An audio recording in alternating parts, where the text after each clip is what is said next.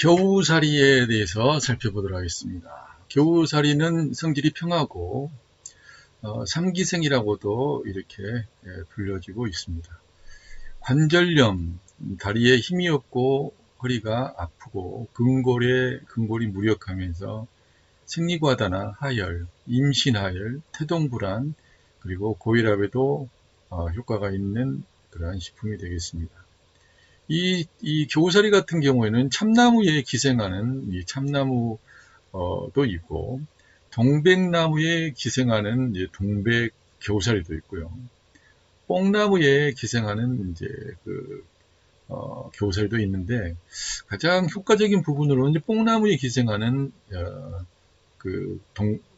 뽕나무에 기생하는 겨우살이가 가장 효과적이라고 알려지고 있겠습니다. 지금 보여지고 있는 부분은 지금 이 그림상으로 봤을 때는 이게 지금 현재 그 동백나무죠. 동백나무에 되어 있고요. 지금 여기 있는 이 부분이 이제 뽕나무에, 여기도 뽕나무고요. 여기도 뽕나무입니다. 이 뽕나무 이파리와 같지 않은 것들이 이제 자라고 있게 되어지면, 그리고 거기에 피어나지 않는 꽃 같은 것들이 피어 있게 되어지면, 이건 기생하는 겨우살이라고 이야기할 수 있겠습니다. 그래서 어찌 본다면 살아가기에 굉장히 열악한 환경인데, 그런 열악한 환경 속에서 꿋꿋이 뿌리를 내리고 잘 살 수 있다는 것은 그만큼 생활력이 강하다는 것이고, 그 생활력이 부족한 사람이, 생활력이 필요한 사람들 같은 경우는 이러한 겨우살이의 힘을 빌려서 몸의 상태들을 또 증진하고 또 그러한 부분에 관련된 면역을 키워나가는데 큰 도움이 되어지는 그러한 효능들을 가지고 있다고 볼 수가 있겠습니다. 보시는 바와 같이 조금 전에 잠깐 말씀드렸지만 여기에 있는 이것도 지금 현재 상기생으로 뽕나무 쪽하고 관련된 거죠. 여기도 지금 뽕나무 쪽하고, 이 그림도 뽕나무, 이 그림도 뽕나무 쪽입니다. 이거 같은 경우에는 지금 이제 아까 봤잖아요. 동백나무 쪽, 여기죠. 그리고 이건 또 다른 나무.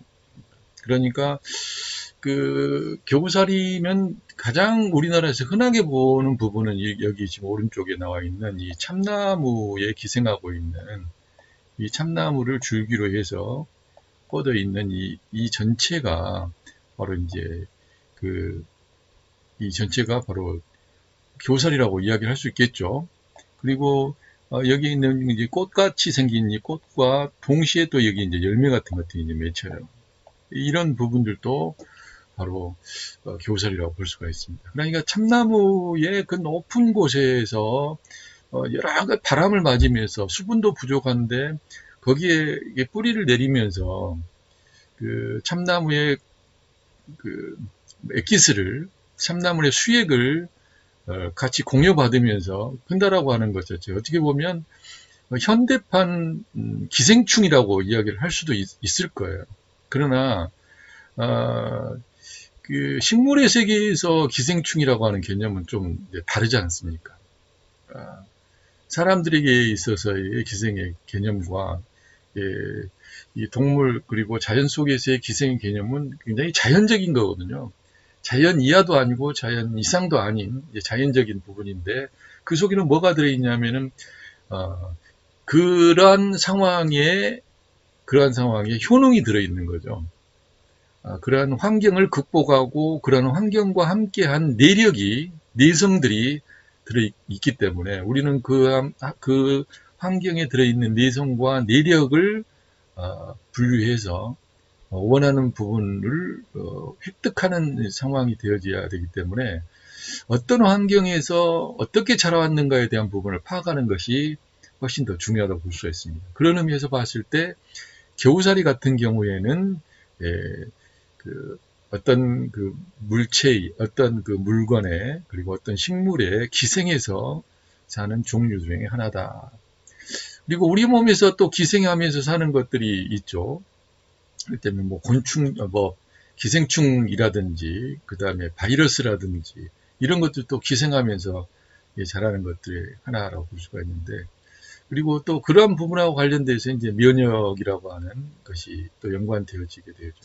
사람들이 또 면역의 기능이 떨어지게 되어지면 이렇게 기생해서 자라는 것들을 섭취하게 되어지면 대부분 그 면역을 증진하는 데 도움을 준다고 볼 수가 있습니다.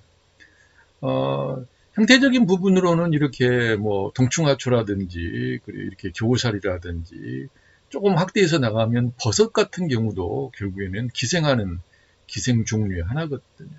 그리고 어찌 보면 상대방의 중요한 것들을 빨아먹으면서 또 기생하는데, 아까도 잠깐 말씀드렸지만 자연 속에서는 서로 나누면서 살아가는 것이 자연 이하도 자연 이상도 아닌 그 자연 그 자체로서 의 모습을 깊숙이 담고 있다. 우리는 그 정도에 대한 부분으로 이해를 하시는 것이 좋을 것 같습니다.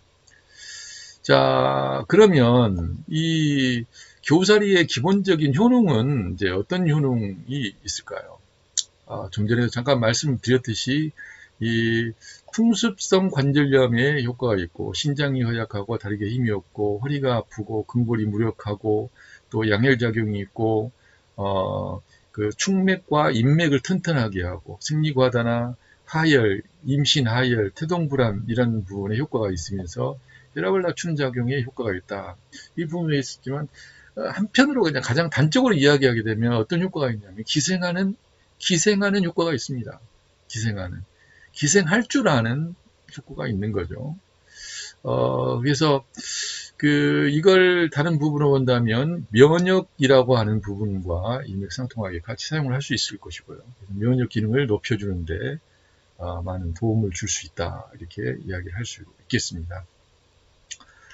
독칼과 두충, 우술, 개심과 함께 같이 사용을 하게 되어지면, 요통이나 하지무력증, 관절염에 효과가 좋겠고요. 악교와 속단, 토사자, 이 당귀와 함께 같이 쓰면 유산존조증에도 효과를 발휘하겠습니다. 약선응용적인 상황으로는 우리가 상기생을 가지고 차를 끓여 먹는 방법이 하나가 있겠고요. 그 다음에 상기생으로 술을 담궈 마시는 방법이 있겠습니다. 그리고 또 하나의 방법은 뭐 여러 가지 방법이 약선 응용편에 있겠지만, 이 상기생과 로근이라고 하는 로근과 그 다음에